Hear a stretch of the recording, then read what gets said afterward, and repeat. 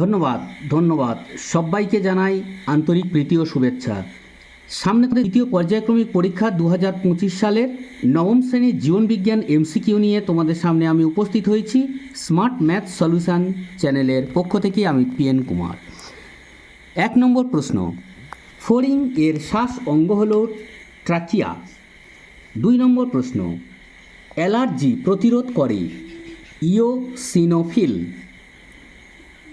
3 নম্বর প্রশ্ন, বাষ্পমোচন মাপার যন্ত্রের নাম হল গ্যানোপোটোমিটার।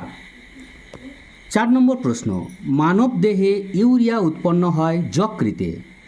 5 নম্বর প্রশ্ন, একটি প্রোটিন ভঙ্গক উৎসেচক হল ট্রিপসিন। ভিডিওটি যদি ভালো লেগে থাকে লাইক, কমেন্ট এবং প্রচুর পরিমাণে শেয়ার করে দিও, যাতে অন্যান্য ছাত্রছাত্রীরা উপকৃত হতে পারে।